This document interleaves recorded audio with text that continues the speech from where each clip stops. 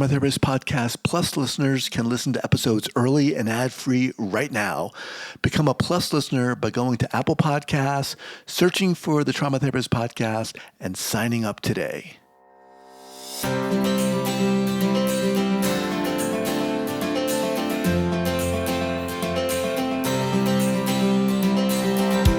All right, welcome back to the Trauma Therapist Podcast. My name is Guy McPherson. My mission is to help trauma therapists be their incredible selves, to be human, to be real, not just a clinician. I'm a big believer in who we are is more important than what we know. And this requires cultivating authenticity, genuineness, and vulnerability, and that requires intention. You can learn more about my courses and workshops by going to thetraumatherapistproject.com. That's thetraumatherapistproject.com. Let's get started. So 5, 4, 3, 2, and 1. All right, folks, welcome back to the podcast. I am very excited to have back Susan Pease Banitt. Susan, welcome. Thank you. I'm really happy to be talking to you again, Guy. Awesome. So Susan is celebrating her 49th anniversary in the field of mental health, where she's been a leader in integrating spiritual modalities with traditional practice. Susan is the award-winning author of the Trauma Toolkit, Healing PTSD from the Inside Out, and Wisdom, Attachment, and Love in Trauma Therapy Beyond Evidence-Based Practice. Her newest book, Women Therapists on Healing, will be released in the fall of 2024 from North Atlantic Books. And we're going to be talking a lot about that today. Welcome back, Susan. Hey, thank you so much. So before we get going, remind our listeners where you're from originally and where you are currently. Where I'm from originally, meaning where I was born? Or? Oh, yeah. Let's do it. Okay. Come on. Yes. So I was a California girl. I was born in Palm Springs, but lived in the Bay Area my whole childhood. And from 9 years old till the time I left in Palo Alto in the beginning of the .com era, everything was just being born. And so there was a lot of open-mindedness and a lot of experimentation. And I really credit that for my interest in alternative and healing therapies being accepted in that environment and milieu. And then again, when I went to the Harvard teaching hospitals. So it was a great place to grow up. Then I moved to Boston for 17 years. And then I moved back to the West Coast, and I have been in the Northwest for, how old are my kids? I've been here for 28 years in the Northwest. Where in the Northwest? I'm in Portland, Oregon. Oh, okay. Yeah, I'm in Bend. No, I didn't know that. Yes, I've been We'll here have to get together. 3.5 years. Yeah. Awesome. All right. So let's dive into this new book, Women Therapists on Healing. How did this come about? Why did this come about? Yeah, thanks for asking. Okay, so it was COVID, and at the beginning of COVID, I had become very sick. I was diagnosed with a little brain tumor. I had an unusual sinus problem that required surgery. I ended up getting COVID 3 times. I had viral meningitis. Viral meningitis. Like, it was nuts. And I got really behind in my CEUs. So the following year, I was doing a big weekend-long CEU with a major name in the trauma field, who I won't name, but who's very good in many ways. But what happened during that weekend is that this person kept mentioning people they respected as trauma experts in the field. And over 16 hours of workshops, and with 8 names being mentioned, the only female name that was mentioned was Francine Shapiro, and they kind of couldn't avoid mentioning her. And something kind of broke in me, because I know so many amazing women clinicians who are published, who are experts, who are recognized as experts. And I realized that in my history of listening to these guys talk, and I mean all of them at the top, I never hear them acknowledge a woman unless they absolutely are forced to, because they're talking about like a specific study or something. But in terms of who they admire and who they learn from, they don't acknowledge us. And I was like, that's it. I am going to call a bunch of my friends and email and say, want to write a book with me? And they all said yes. So I have this really nice, diverse, I have several BIPOC people, which is Black, Indigenous people of color, several LGBTQ plus people, and from all areas of the country, and at least one from another country. So it's been a delightful thing. It was quite a long process getting it done, and was my first time doing an anthology. But one of the things I asked was, because women learn and process their trauma in sharing rather than question answer, I asked my authors to reveal a little bit of their journey, themselves and their journey. And some authors wrote an entire chapter that was autobiographical, and some, like myself, put poignant parts of their journey on the page to illustrate the things they were trying to teach. So let me, if I may, was that a prerequisite for being a part of this anthology? Yeah, I mean, sort of. I mean, I requested it. I wasn't going to.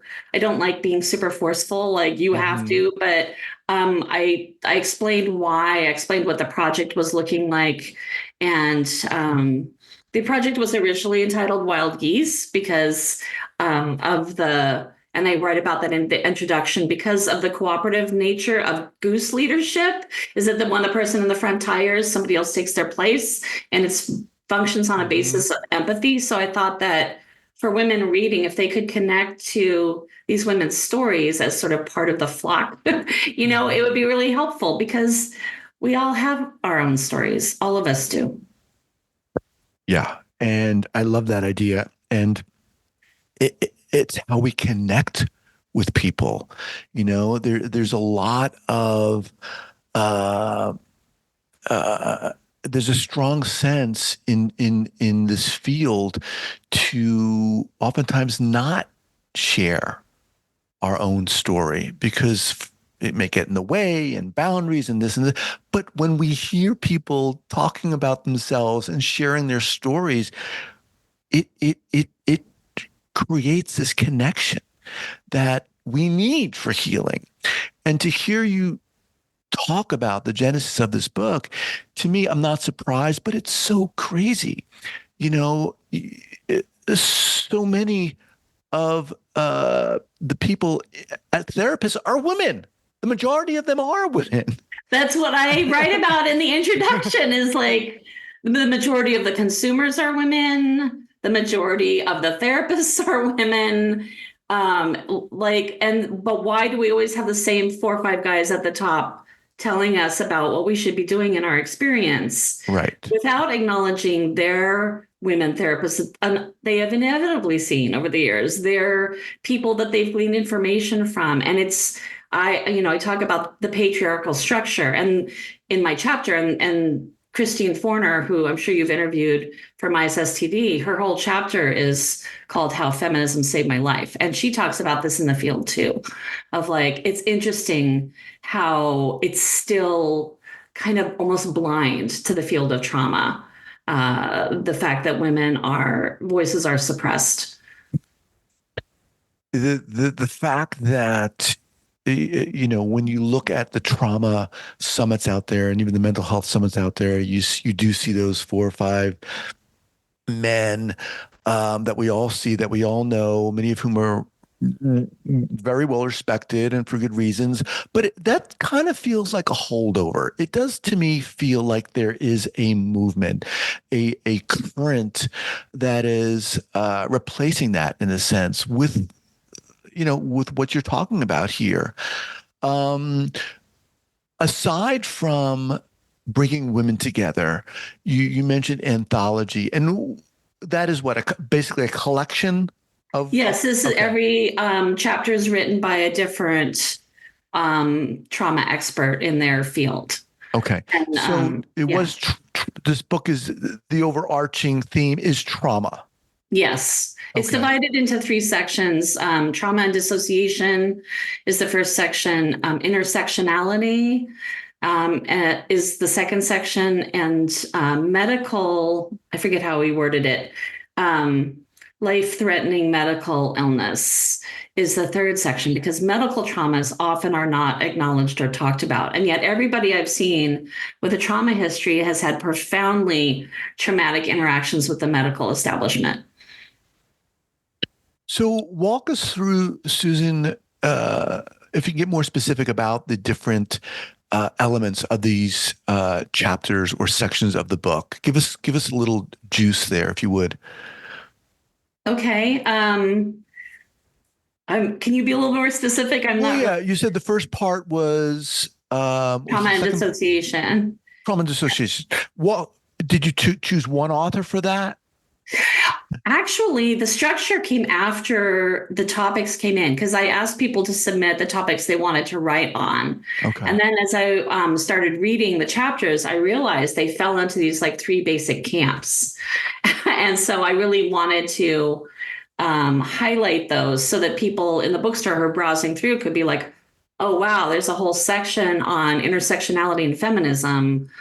That really lights me up and I want to read that. Okay. So the first part was the dissociation. Talk a little bit about that. Why? How is that important to you? How did that become important to you? That is that is a really emerging hot topic in the field. And I'm sure you've interviewed Jamie Marich a few times at this point. Jamie's one of my authors, actually, in that section. And she and I have corresponded a lot. And I was part of her book, Dissociation Made Simple. And I've been a member of the International Society for the Study of Trauma and Dissociation for a number of years, because I felt like when I was supervising people and training people, dissociation was never really on the curriculum for therapists. It was a big, ironically enough, blank spot, which is what dissociation is. Like, we were dissociating away from dissociation, right, as a profession. And I wanted to interrupt that, and I wanted to call people's attention. So I've been talking about dissociation for a really long time. So it was and my chapter is called Did That Really Happen to Me? And it's a workshop I've given about memory and what constitutes a memory. What is a recovered memory? Because people have a lot of ideas about that in the general public that actually aren't really true. For example, it's like you're sitting there one day in therapy and all of a sudden, like, this whole memory flashes into your head, and it's like a Hollywood movie almost, like really dramatic. And that happens occasionally, but more often what I talk about is that the memory, instead of being stored whole in the brain, gets broken up into pieces and stored. So, and there's three, and I do this in my workshops of like, ask people to think about a memory that you've had, and now think about the components of that memory. And they always break down into three categories, which is the sensory input: sight, hearing, taste, touch, smell, right? There's the interoception, the emotional feeling of what's happening. So surprise, joy, shock, horror, whatever's going on inside. And then the third part is the narrative, the story of what happened. And what happens is the brain does this divide and conquer. If you're under 8 years old, the brain splits those memories up into the components up into different places. When they come together and reassociate is when you have you realize this thing really happened.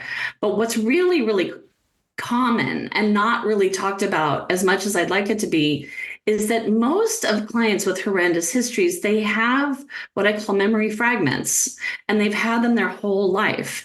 And those memory fragments can be like a visual snapshot.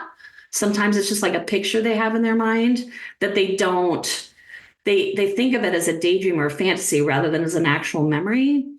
Or they have a persistent somatic state that they can't shake, like feel like deep, deep feelings of abandonment. That they don't know where it comes from and they don't know how to get rid of it. That is a memory fragment for a lot of people. Or in my case, and what I wrote about in my book was I had a narrative fragment was I think this person molested me.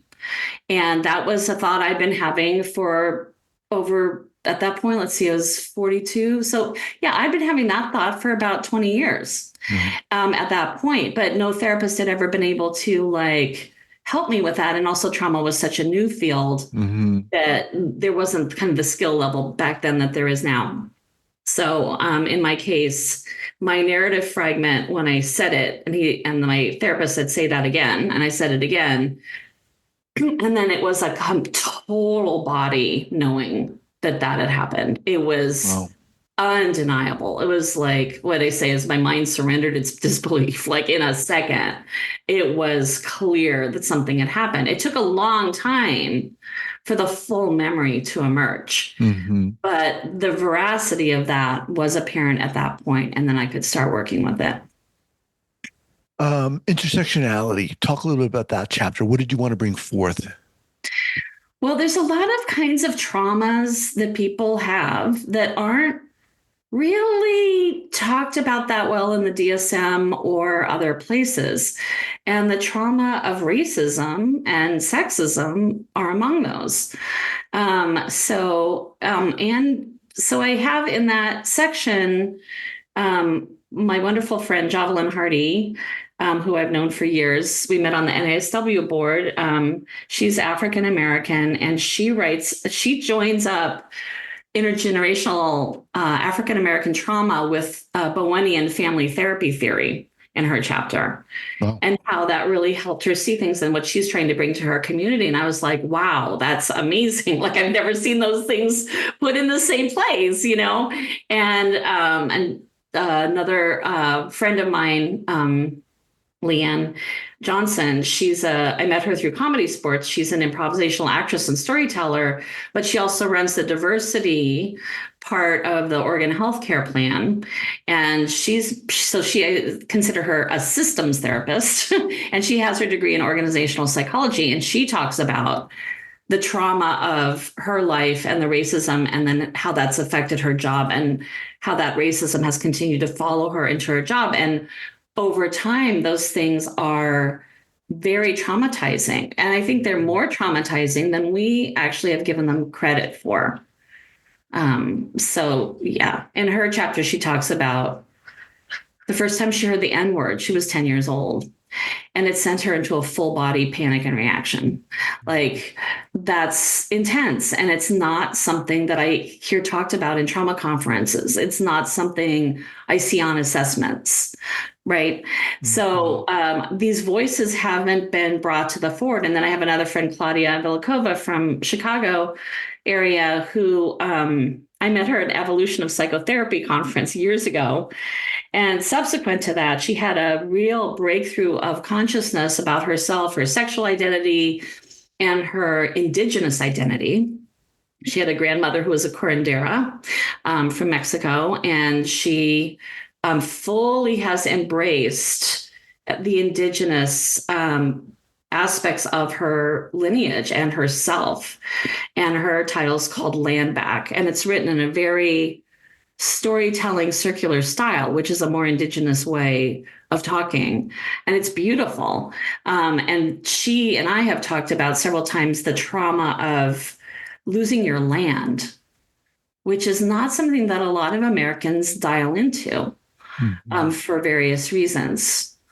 So that's very profound to me that we don't really ever talk about those things in trauma therapy, you know.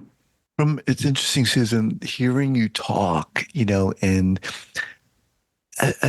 putting together the pieces of the book you're sharing so far. I'm getting this sense of there seems to be like a healthy frustration of why are we not listening? Why are we not hearing? Why are we not putting the pieces of the puzzle together that we've had? But we're not listening. We're not hearing them. You know, there's this sense of, what are we doing? How come we're not taking advantage of this? Right. And that's the sense I'm getting, the energy that's coming forth. Well, and I think that the why, I think that's an easy question to answer. It's because if everybody at the top is a white academic man, what do they know about this? Right. It's not their lived experience. Right. You know? Right. Right. All right. So, and then finally, the last part of the book, the last chapter, if you will, talk to us a little bit about that. I'm sorry, say that again. The last part of the book, The you had last, oh, dissociation and yes. intersectionality and Yes. So, my colleague and friend Jade Barclay is in Australia, and she is mixed Maori and European. She's dealt with a lot of chronic invisible illness, they call it, things like Ehlers-Danlos syndrome, POTS, and things that the Western medical establishment is not only not very good at helping with, but also very disbelieving of, especially in years past. I think we're slowly creeping up to awareness about those things. And she's an academic who's done like really amazing work in this area and has networked with a lot of people in her country around this and is bringing a lot of awareness to those things. So she writes about that. And Lisa Danilchuk, past president of ISSTD, just gave birth, as you know, probably a little while ago. And she writes about kind of a wonderful experience in the hospital and how necessary a caring, holding environment emotionally is to a good physical outcome, which I also think, I was a medical social worker, so I know that that's true. And in the Harvard teaching hospitals at that time, when I was working there in the early 90s, they were actually fairly aware of that. And they were aware that the social worker could bring that mojo, if you will, to their units and to their clinics, and they had a lot of social workers. And then my colleague Eileen Aveni, who also was very involved with ISSTD, and she was past chairperson of the Ritual Abuse and Mind Control Special Interest Group, which I've been heavily a part of in my career. And she started off in oncology like I did. And eventually she started having these patients show up in her practice in Michigan, a bunch of them with these backgrounds of what she called occult abuse or ritual abuse, and started diving into that. And it's become a specialty of hers. And she's one of my go-to people when I get stumped. So she writes a very interesting narrative where she brings you along from her beginnings as a therapist, like how she discovered this world, what she did about it, how she learned to work with it, and what it is, which to my knowledge, I have never seen. Aside from Alison Miller's book, which is a little different, her books are more like textbooks. This is kind of a more personal narrative account of how she as a clinician walked into this world, how it affected her, and how she handled it. So kind of in summary, what is your hope for the therapists out there who are listening to this, who are really intrigued by this? What is your hope that they will get from this book, that they will take away? Well, I hope that they feel seen, for one thing, because I feel like there's been this stigma of therapists who say, I have trauma, I have dissociation, or I'm DID, or I'm OSD. Like, it's still considered quite taboo in some circles to have therapists be out like that. But like I say in the book, there is no them. There's only us. Right. And we shouldn't be, as therapists, excluded from the circle of healing and compassion because we're holding a certain boundary for other people. And I want therapists to feel like not only educated by the things in this book, but also nurtured by it. Awesome. All right, Susan, once again, the book is called Women Therapists on Healing, to be released in the fall of 2024. Yeah. Is that still correct? Yeah, I think we're looking at November release right now. Okay. Yeah. Awesome. Well, so exciting talking to you, so inspiring. So you've got so much energy. I mean, you can feel it. I love it. Pleasure talking to you, as always. Yeah, pleasure talking to you too. I'll come back anytime. I'll be sending some of my authors your way as well. So. Okay, take care. All right, thank you. Bye-bye.